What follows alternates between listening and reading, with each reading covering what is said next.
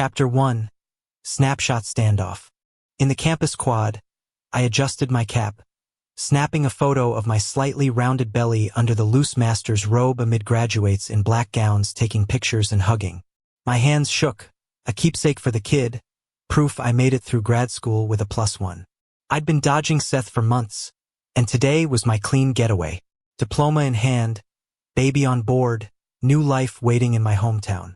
No complications. Then a shadow loomed over my shoulder, and a familiar low voice hit me like a sucker punch. "Nice shot, Bobby. Where'd you steal that mark from?" My spine went rigid, every hair on my neck standing like I'd been zapped. I turned my head, slow as a rusty hinge, and there he was, Seth, all 6'2" of him, leaning in too close.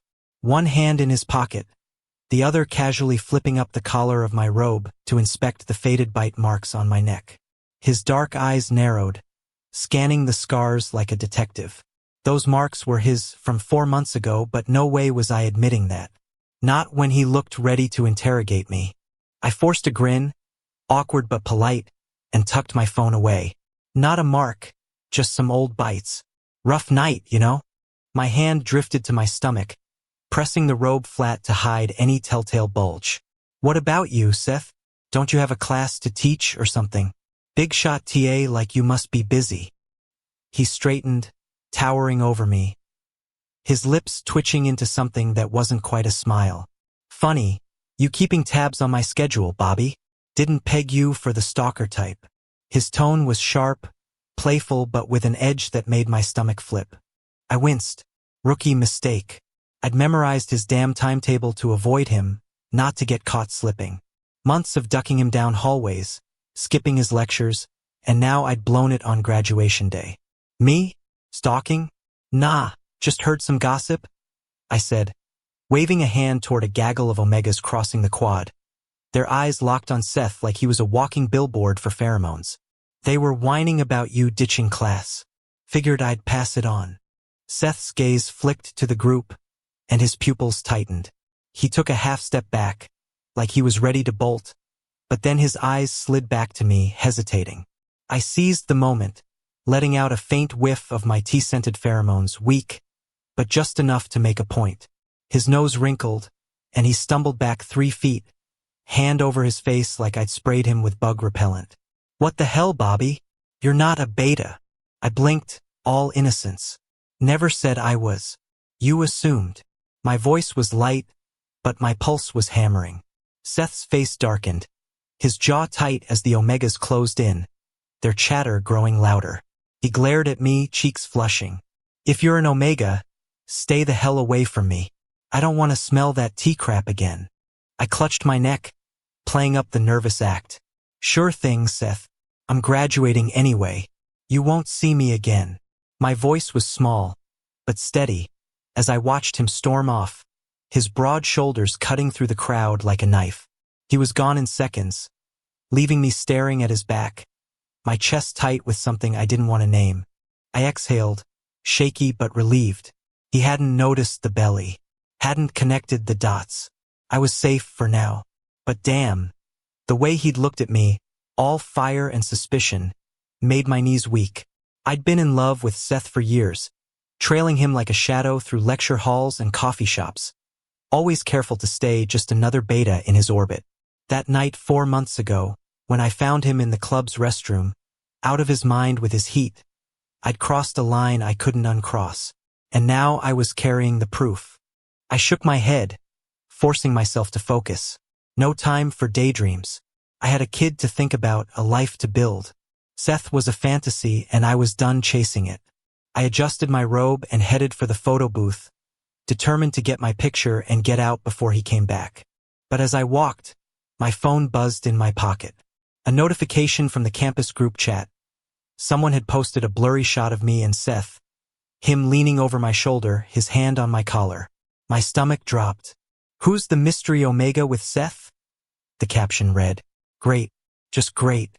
I quickened my pace, dodging curious glances. If Seth saw that photo, he'd start asking questions I couldn't answer. I needed to disappear, fast. But as I slipped through the crowd, I couldn't shake the image of his face. Those sharp eyes, that half-smirk. He'd always been out of reach, a star I could only admire from the ground. And yet, for one stupid moment, I'd held him. And now I was paying for it. I reached the photo booth, handed my phone to a random undergrad, and posed, one hand subtly cradling my stomach. "Make it quick," I said, forcing a smile. The kid nodded, oblivious, and snapped the shot. I checked the screen, grinning like an idiot, my secret safe under the robe. Good enough. As I walked away, my phone buzzed again. Another group chat message. "Seth's looking for someone. Says he's got a score to settle." My heart sank. I powered off my phone and stuffed it in my pocket. Time to get the hell out of this city. Seth could hunt all he wanted. I wasn't letting him find me. Not yet. Not ever. Chapter 2, Lab Leak. I hunched over a microscope in the university lab, the hum of equipment drowning out the world. My fingers fiddled with a petri dish, but my brain was elsewhere, on Seth, on the marks he left, on the kid growing inside me. For months since that night at the club, and I'd buried myself in research to avoid him. No more sneaking into his lectures. No more accidental run-ins at the coffee cart. Just me, my data, and a secret I couldn't let slip. "Bobby, you smell that?" Randy's voice cut through the hum. He leaned over from his workstation, sniffing the air like a bloodhound. "Kinda tea-like? You sneaking snacks in here or what?" I froze, my hand tightening on the microscope. "Snacks? Nah. Probably just the air freshener." My voice came out too high, too fast. Randy, my lab senior and resident gossip, wasn't buying it. He pushed his glasses up and ambled over, still sniffing. "Dude, that's not air freshener. That's pheromones." He stopped in front of me, nose twitching. "Wait a sec. Bobby, you're an Omega." The lab went quiet. 3 other grad students turned, their eyes wide. I forced a laugh, waving them off. "Omega? Me? Come on, Randy, you know I'm a beta. Always have been." My heart pounded. I'd been registered as an Omega since I was 15, but my pheromones were so weak nobody ever noticed. Until that night with Seth.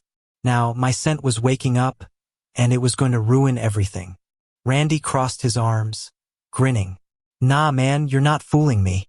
That T vibe? Classic Omega. When do you secondary differentiate? Spill the tea, pun intended." The others chuckled, and I felt my face heat up. "You're imagining things. Maybe it's your shampoo." I turned back to my microscope, praying he'd drop it. But Randy was relentless, circling me like a shark. "Shampoo, my ass. Guys, back me up. Bobby's got a scent now, right? Smells like Earl Grey." One student piped up, smirking. Another nodded. "Yeah, definitely not beta vibes." I wanted to crawl under the lab bench. "You guys are ridiculous. Can we focus? I've got a paper due." But the damage was done. The lab was buzzing, and not with science. By lunch, the whole department would know I wasn't a beta. And if Seth caught wind of this, he'd start connecting dots I'd worked hard to scatter. I grabbed my bag and bolted for the door. "Gotta run. Doctor's appointment." Randy called after me. "Get that scent checked. Bobby, you're not fooling anyone." I didn't look back. At the clinic, I sat in a sterile room, clutching a clipboard with my medical history. The doctor, a middle-aged beta with a kind smile, scanned my chart. "So, Bobby, you're saying your pheromones kicked in recently? That's unusual for someone registered as an Omega for years." "Yeah, well, I'm a late bloomer," I muttered, avoiding her eyes. "Never had a scent before. Thought I was defective or something." She tapped her pen, thoughtful. "Not defective. Sometimes it takes a catalyst. A strong alpha, maybe. Someone you bonded with." Her tone was gentle, but it hit like a freight train. I shifted in my seat. Something like that. No way was I mentioning Seth. But the memory flooded back, me, dragging a delirious Seth from the club's restroom to his private lounge. His hands pulling me close, his breath hot against my neck. "You're a beta," he'd slurred, relieved, before everything went blurry. 3 days later, I'd limped out, marked and terrified. And now, apparently, my body was rewriting itself. The doctor ran some tests, then sat me down. Bobby, your pheromones are stabilizing, likely triggered by a marking. And well, she hesitated, glancing at her screen. You're pregnant, about 4 months along. I blinked, my brain short-circuiting. Pregnant? Me? I chalked up the weight gain to stress eating and lab hours. But the ultrasound showed a tiny shape, and my world tilted. Oh, okay, that's a thing. You're keeping it? She asked, no judgment. I didn't even hesitate. Yeah, I am. Seth was the untouchable alpha, the guy I'd loved from a distance since undergrad. This kid was my only piece of him. No way was I letting that go, even if it meant raising them alone. Back at the lab, I kept my head down, but Randy was waiting. So, Doc, fix your scent problem? He teased, leaning against my bench. Something like that, I said, dodging. Can we talk about the cell cultures instead? He laughed but let it slide. Fine, but you owe me details later. I wouldn't give him any, but I nodded to shut him up. The lab was my sanctuary, the one place I could focus. My research was humming along, and my paper had just been accepted to a top journal. If I could keep my head down, I'd make it out of this city without Seth ever knowing. But that night, as I packed my apartment, I couldn't shake the fear. Seth was out there, hunting for the beta who'd stolen his first time during his heat. The campus rumor mill painted me as some sneaky opportunist, and his fan club of omegas and betas was ready to tear me apart if they found out. I'd seen what happened to others who crossed him. One omega got disowned after trying to seduce him. Another's family business tanked after a stunt with spiked wine. Seth didn't play nice. I zipped my suitcase, my hands trembling. I'd been so careful, but now my scent was betraying me. If Seth sniffed me out, he'd know I was the one. And if he found out about the kid, he'd probably demand I get rid of it. His hatred for omegas wasn't just gossip, it was legend. I glanced at my phone, the graduation photo still open. Me, smiling at my belly, oblivious to Seth behind me. I deleted it, my chest tight. No more risks. I'd finish packing, graduate, and vanish to my hometown. Seth could keep his perfect omega-free life. I'd build one for me and the kid, far away from his shadow. But as I locked my apartment door, a text pinged from Randy. Heard Seth's asking around about a mystery omega. You sure you're not hiding something? I powered off my phone, my stomach twisting. Time was running out. I had to move faster. Chapter 3, Homecoming Hustle. I stepped off the bus in my hometown, a sleepy little place where the biggest news was the diner's new burger special. My duffel bag slung over one shoulder, I headed for my parents' house, ready to surprise them. I hadn't told them about the kid. Figured I'd let the belly do the talking. My master's degree was in the bag, and I was ready to start over, far from Seth's orbit. The air smelled like cut grass and freedom, but my nerves were still jittery from dodging him at graduation. Dad answered the door, his eyebrows shooting up as he spotted my not-so-subtle bump. Well, damn, Bobby. You go off to the big city and come back smuggling a watermelon. He grinned, leaning against the doorframe, his beta nose oblivious to my new scent. Mom poked her head out, her eyes widening. Bobby, what's this? You run off chasing some hotshot alpha and bring back a souvenir. She circled me like I was a science project, hands on her hips. Spill it, kid. Who's the guy? I laughed, scratching my neck. Nobody you know. Just a happy accident. I patted my stomach, playing it cool. Thought you'd be thrilled to get a grandkid without any effort. Dad snorted, pulling me inside. Thrilled? Sure. But you're explaining this to the neighbors. Mom swatted his arm, her face softening. You keeping it, Bobby? You know we've got your back. Damn right I'm keeping it, I said, dropping my bag on the couch. This kid's gonna have the best dad in town. I meant it, even if it meant doing it solo. Seth's face flashed in my mind. Those sharp cheekbones, that icy stare, but I shoved it down. No use pining for a guy who'd rather burn his nose off than smell an omega. Mom dragged me to the kitchen, already pulling out pans. Sit. You're eating for two now. She started rattling off baby names. while Dad muttered about building a crib. Their chatter was loud, chaotic, and exactly what I needed to drown out the ache in my chest. Later, I slipped out to a quiet park, phone in hand, trying to get a decent shot of my belly for the baby book. The robe was gone, my shirt tight enough to show the curve. I grinned at the camera, feeling a weird pride. This kid was mine, proof I'd survived loving Seth from a distance. But as I scrolled through the photos, I froze. One blurry shot caught me off guard. A candid from graduation, Seth looming behind me, his hand on my collar, his lips curled in that half-smirk. My throat tightened. I wanted to delete it, but my finger hovered, and I saved it instead. "Get a grip, Bobby," I muttered, pocketing the phone. I had a plan. Teach at the local high school, save up, give the kid a good life. No more chasing pipe dreams. To keep my head clear, I'd started writing a novel, a messy vent about my unrequited crush, titled Fated Mismatch. It was all there. The longing, the screw-up at the club, the kid I'd never tell Seth about. Fiction, but too close to home. I posted online, let it bleed out my feelings, then move on. Back home, I fired up my laptop, the keys worn from late-night thesis drafts. The words flowed easier than I expected. My fingers flying as I spun my story into something raw but safe. Nobody would know it was me. Nobody would care. I scheduled the first chapter to drop on a writing site and closed the laptop, feeling lighter. Next morning, I stood in the high school principal's office, shaking hands. "Welcome aboard, Bobby," she said, handing me a schedule. "You're taking over a senior English class. They're a handful, but you'll manage." I nodded, ignoring the dread. Teaching was steady, benefits, summers off, perfect for a single dad. But seniors? That meant wrangling hormonal alphas and betas while pregnant. Great. At home, Mom was already knitting baby booties, her needles clicking like a metronome.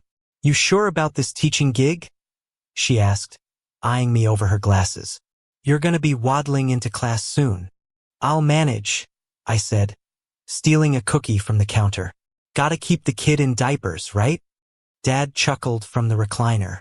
"Just don't let those brats run you over. You're too soft sometimes." "Soft? Me?" I scoffed, flexing an arm. "I'm a badass dad now. Watch me." They laughed, and for a moment, everything felt possible.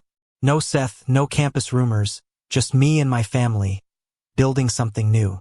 But that night, my phone buzzed with a notification from the writing site. My novel's first chapter had 10 comments already. "This is so raw," one read. "Who's the alpha? Spill," another demanded. I grinned, then froze at the last one. "This feels real. You okay, author?" My stomach twisted. Had I said too much? I shook it off, blaming pregnancy brain, and powered down my phone. The next day, I walked into my classroom, facing a sea of skeptical teen faces. "All right, let's talk Shakespeare," I said, trying to sound authoritative. A kid in the back, an alpha with a cocky grin, raised his hand. "Yo, Mr. B, you read that new online novel? It's wild. Guy sounds like you." I nearly dropped my chalk. "Focus, kid," I snapped, my face hot.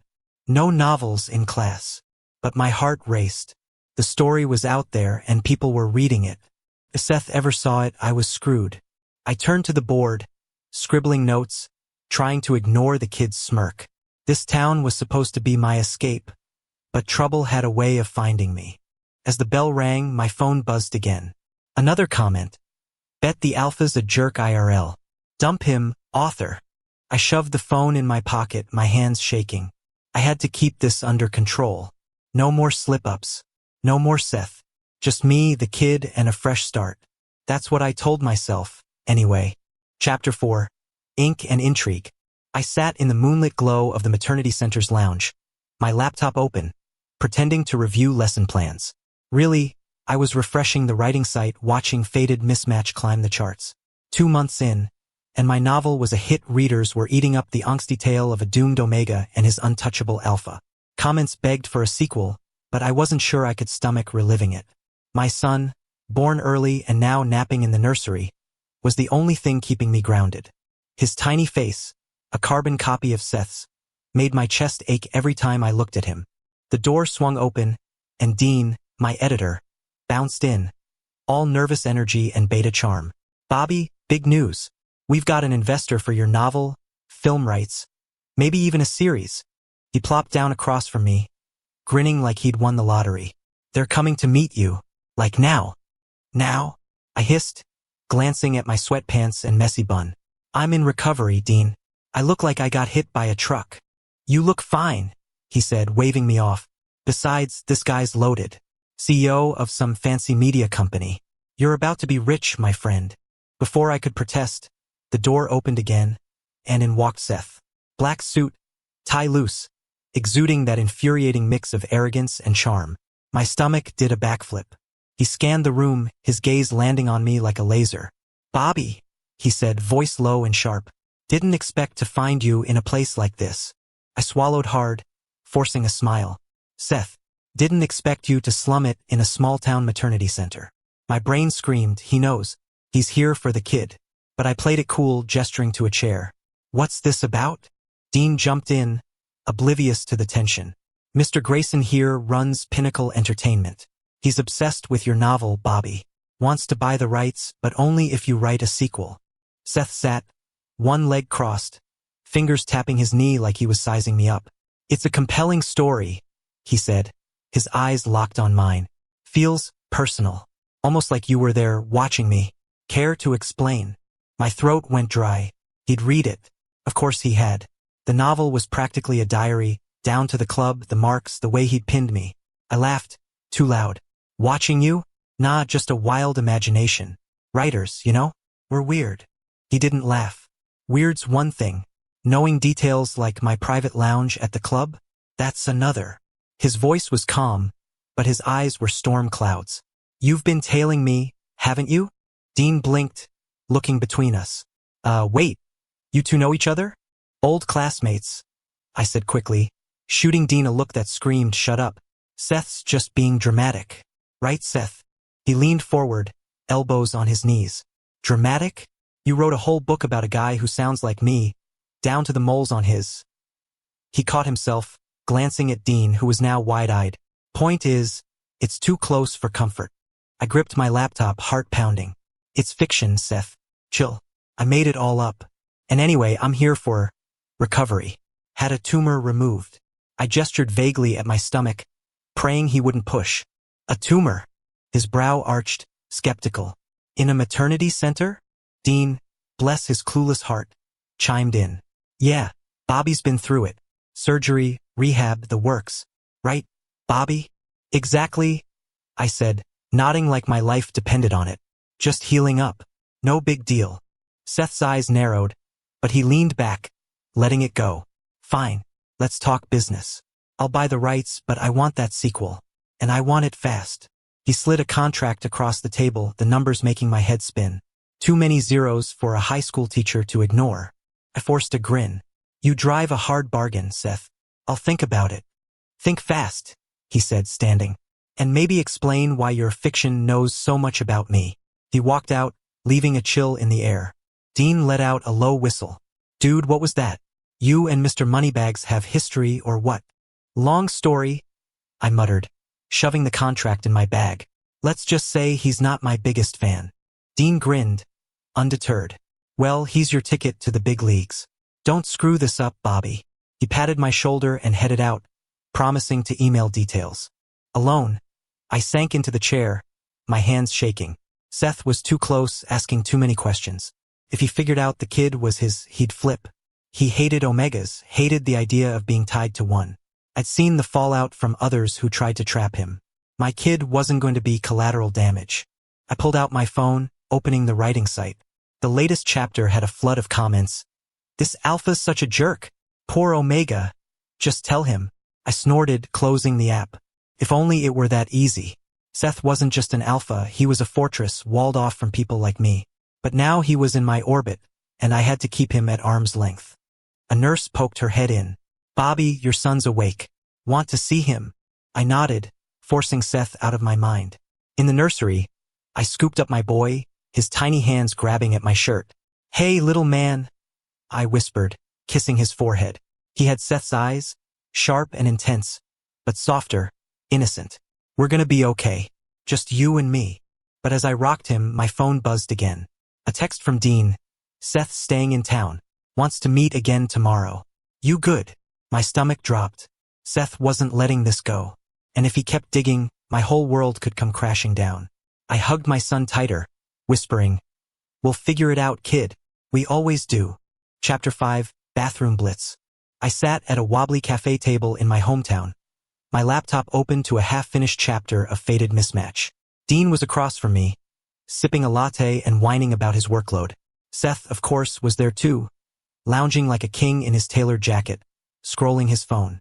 He'd been in town for a week, haunting every meeting with Dean, his presence a constant jab to my nerves.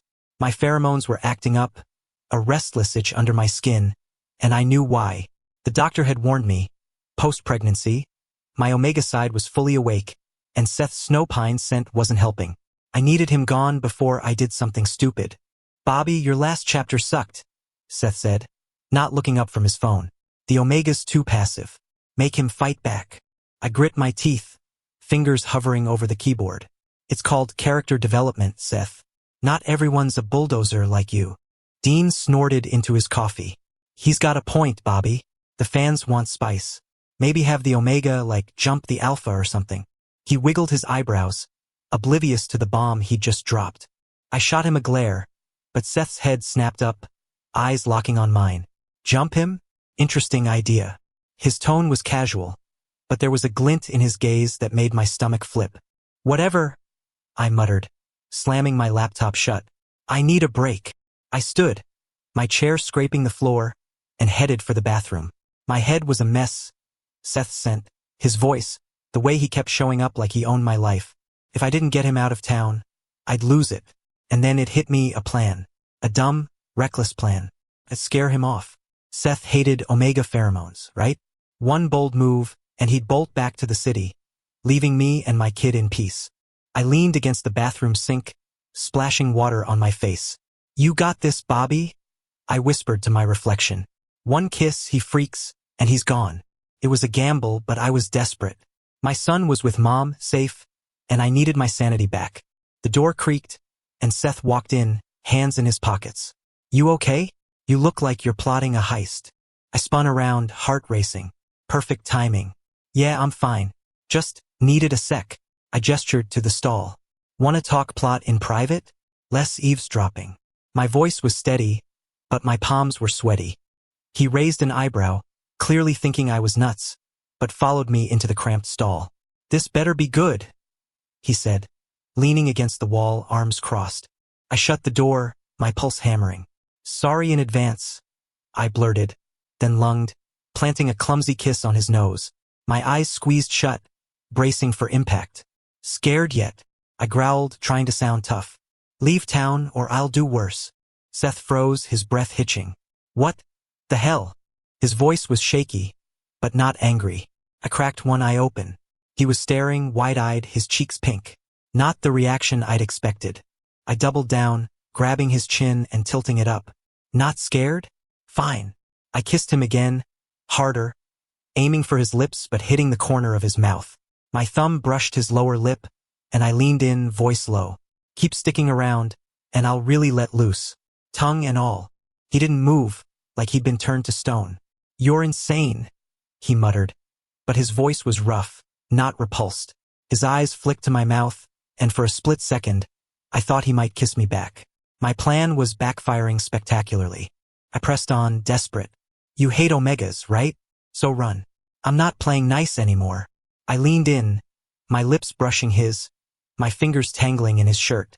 His breath was hot, unsteady, and then he moved, fast. His teeth grazed my lower lip, a sharp nip, before he pulled me closer, one hand on my neck. I yelped, stumbling back. "What the? You think you can scare me off?" he said, voice low, almost a growl. "I'm not going anywhere." His fingers found the old marks on my neck, and he pressed down, releasing a burst of his snowpine scent. My knees buckled, the itch in my skin calming instantly. He'd marked me again, damn it, and it felt too good. I shoved him away, my face burning. You're supposed to leave. Not do that. I gestured wildly at my neck, where his pheromones lingered like a brand. What's your deal, Seth? He straightened, wiping his mouth, his face red. My deal? You're the one throwing yourself at me in a damn bathroom. And I know it was you, Bobby. That night at the club. I'm not an idiot. He stepped closer, towering over me. I meant what I said. I'll take responsibility. You need me. I'm here. I blinked, my brain short-circuiting. Responsibility? For what? I played dumb, but my heart was racing. He couldn't know about the kid. Not yet. For you, he said, softer now, his eyes searching mine. For whatever this is. He gestured between us, then turned, yanking the door open. Figure out what you want, Bobby. I'm not running. He stormed out, leaving me slumped against the stall wall, my lips tingling. My plan had crashed and burned. Instead of scaring him off, I'd pulled him closer, and now he was talking about responsibility? I touched my neck, still warm from his touch. This was bad. Really bad. I stumbled back to the cafe, where Dean was scrolling his phone, oblivious. You two sort out the plot? He asked, grinning. Yeah, sure, I mumbled, grabbing my laptop. Gotta go. I bolted before he could ask questions, my head spinning. Seth knew. Maybe not about the kid, but he knew I was the one from the club. And he wasn't running. Worse, I wasn't sure I wanted him to. As I walked home, my phone buzzed. A text from Dean. Seth says rewrite the kiss scene. Make it Messier.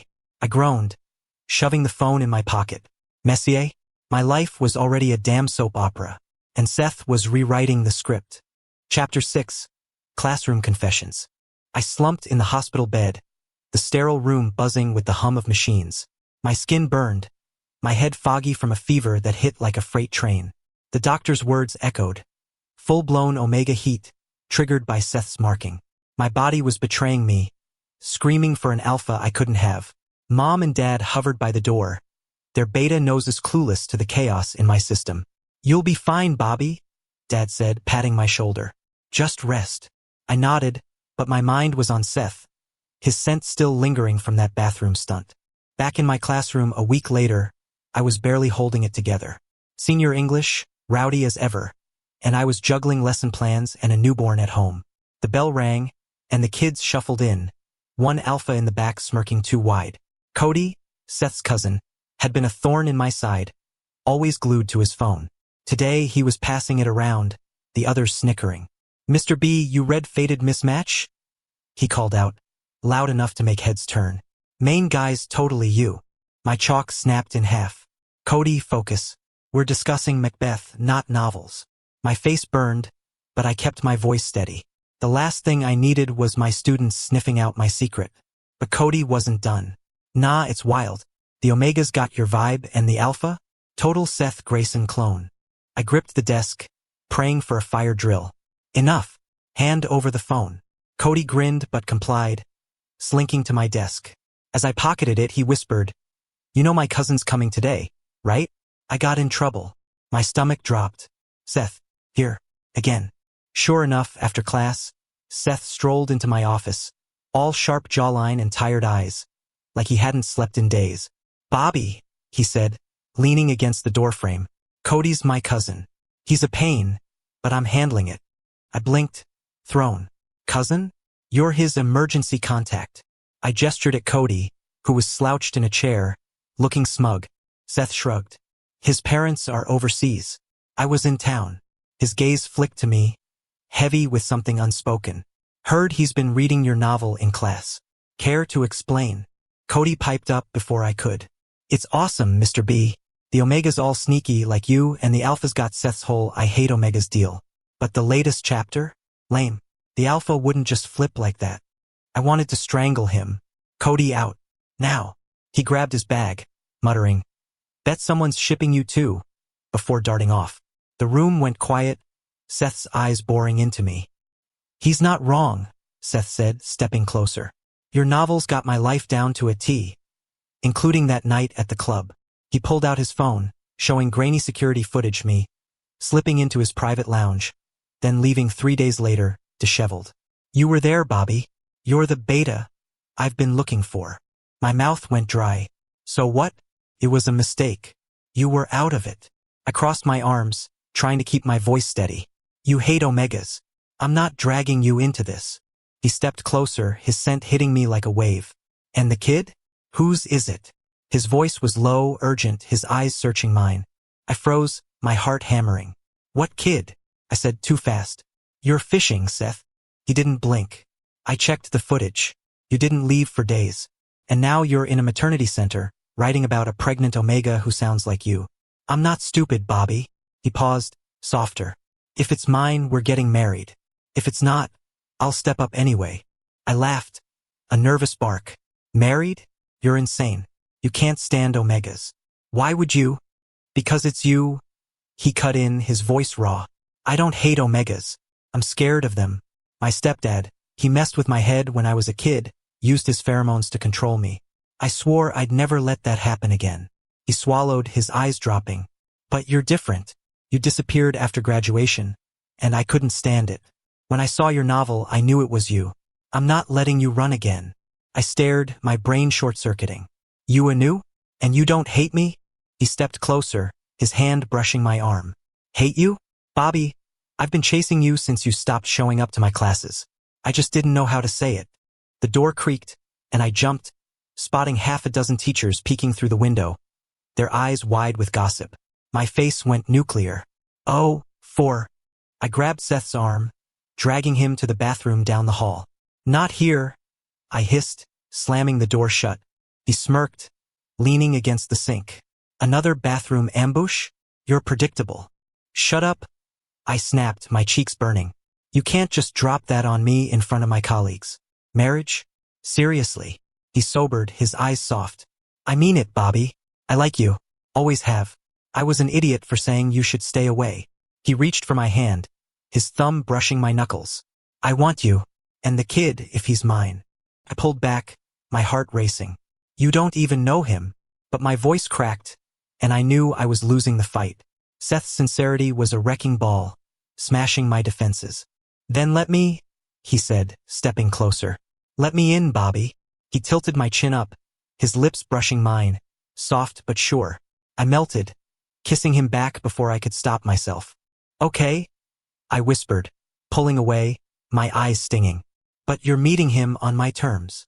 He grinned, a real one, not his usual smirk. Deal. We walked out, ignoring the teacher's stares, and headed to my place. Mom raised an eyebrow when she saw Seth, but my son, our son, giggled in his crib, reaching for Seth's finger. Seth's face softened, and I knew we were done running. He's got your eyes, I said, smirking. And yours, Seth replied, pulling me close.